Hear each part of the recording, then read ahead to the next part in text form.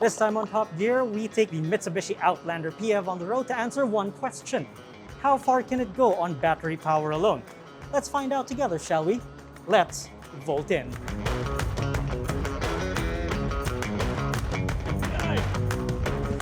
There we go.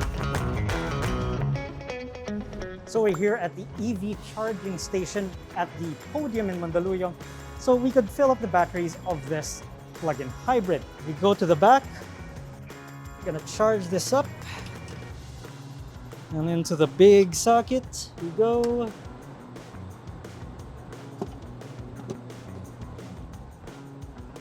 Right, a bit of a problem here because this is a Type 2 charger and it doesn't adapt to the Outlander PHEV. This kind of highlights a problem we have with our charging infrastructure. Obviously we can't charge here because, well, the plugs don't match. But thankfully we did see one of the building admins, and they were also really excited to see their charging port in action. Like the guards here were very accommodating, they're excited to see it. But unfortunately it just wasn't meant to be today.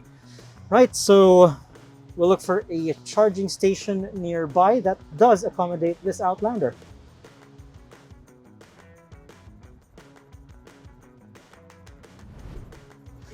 Right, so we're gonna try our luck in a nearby charging station. And I've seen a couple of Outlander PHEVs charge there before, so hopefully this one adapts to it too.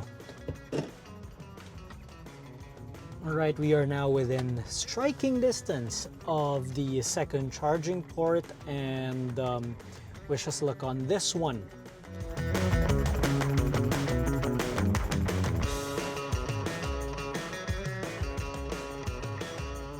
Ayun. Now, some of you may have swung by the station from time to time and you've seen the EV charging station. And of course, we're talking about the Unioil along EDSA Guadalupe.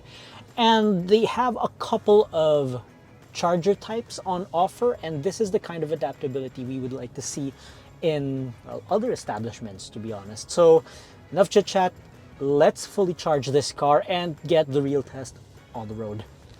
So right now it's the folks from Unioil who will plug the car in. Now right now we're going to use the rapid charging system. So give it 10-15 minutes, it'll be fully topped up.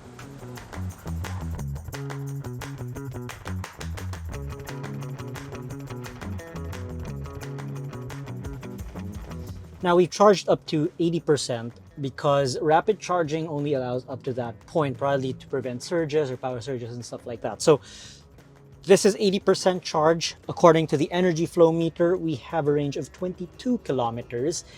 And our little test is going to take a lot longer than that. See, we're going to reset our trip here at Unioil Guadalupe, and we're going to measure just how far we can go on 80% charge. Knowing EDSA, it's going to be pretty challenging because it's very unpredictable here. So let's get the show on the road. And now we've hit our first challenge, which is traffic. So like regular gas or diesel powered cars, traffic kills range, and it's the same case here for the EV. Now, I'm not being too optimistic right now, to be honest, but maybe traffic will get better later and we can regain some of that range back. So if you're not plugged in, how does the battery regain that energy? Well, it's through the car's regeneration system.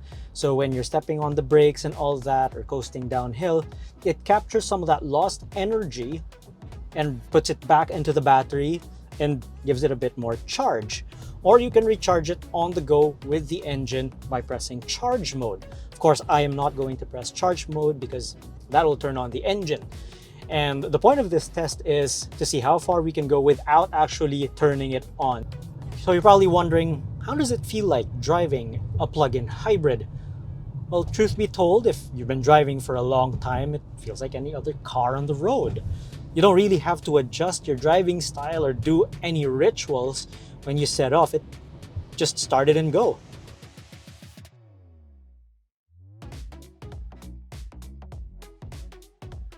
Right, sit rep number 1. We are 20 minutes into our journey and we've traveled 8 kilometers so far. So from Guadalupe to here in Cubao, we have about 16 kilometers of range left right on the screen. Now, a while ago it was at 22, but when you do the math, the projected range from the start is now at about 24 kilometers. So we actually gained 2 kilometers worth of range. So how did we do that? Well, going down from the flyovers, I don't really step on anything. I just let the car coast downhill, and in a way it starts to regenerate some of that power back. And we've got a series of flyovers up ahead. So I'm going to take advantage of our downhill runs.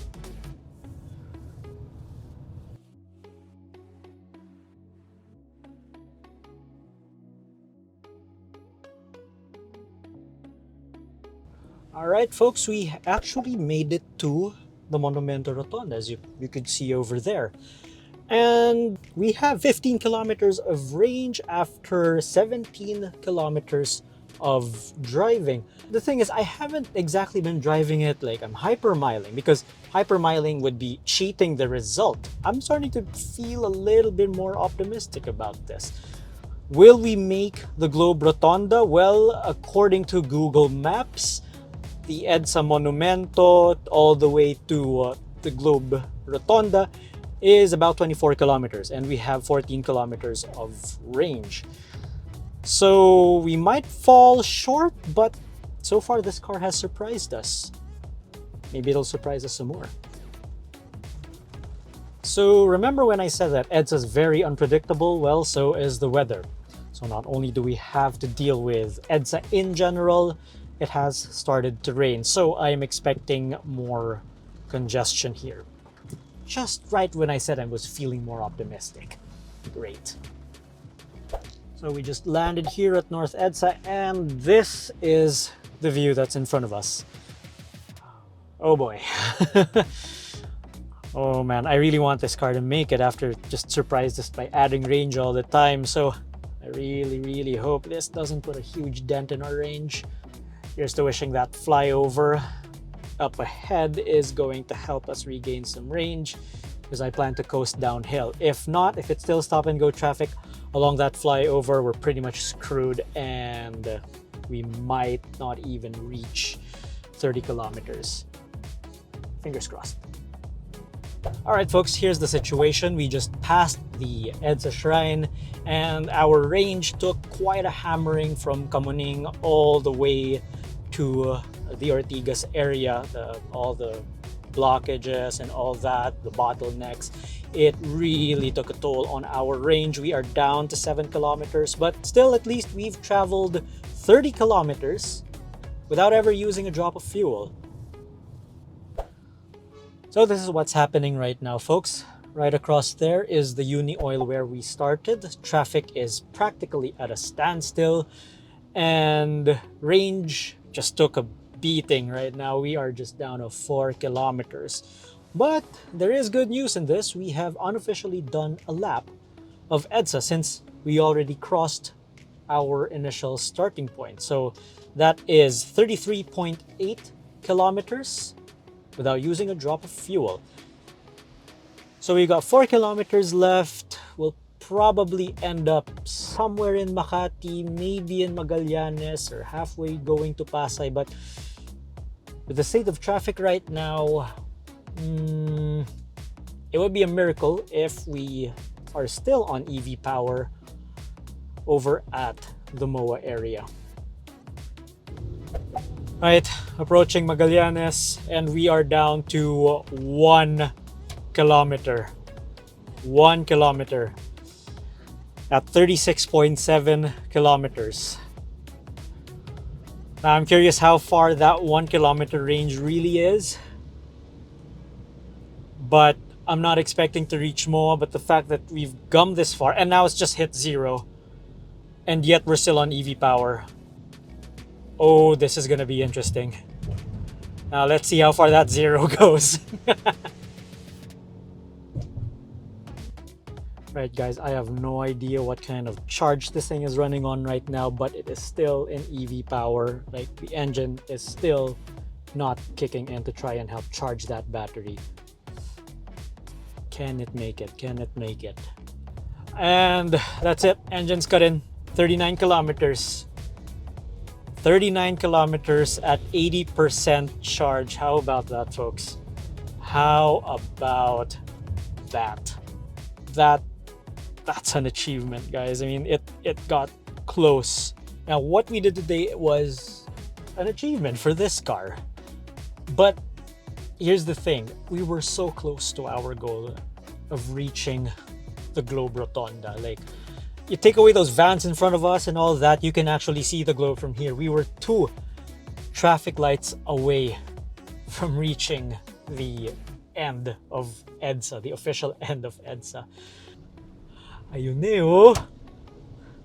Ayun eh.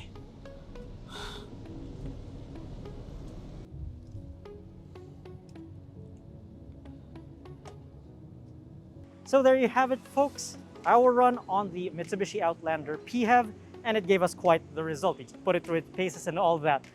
And if anything, this is a very good testimonial of plug-in hybrids and how effective they are. Now, we mentioned earlier our likes and dislikes about the car, but today is also a moment of reflection. We had our struggles earlier today plugging this car in. First at SM, there weren't any compatible plugs. Then at Unioil, there were a few technical difficulties. And for me at least, it just shows that maybe we're not too ready yet. Of course, we're hoping that infrastructure will improve and all that. But at the same time, there aren't much incentives out there for consumers and companies to boost the EV infrastructure and the EV lineup in the Philippines. Case in point, we don't get tax breaks for hybrids and EVs. And if we do, it's very minimal. This Outlander PHEV, it will set you back 2,998,000 pesos, which is a lot of money for a compact crossover when you come and think about it. Over in Japan, you can get one of these, when it was new at least, for 1.6 million pesos converted to local currency. Oh, how I wish we can get it for the same price. Now, this has been Anton for Top Gear Philippines. If you enjoyed this little experiment of ours, we drove a pure electric vehicle earlier, the Weltmeister W5. If you want to hear Dinzo's impressions on it, well, click on somewhere there, wherever the video editor wants to place it. And of course, don't forget to subscribe to our channel and follow us on our socials on Facebook, Instagram, and TikTok.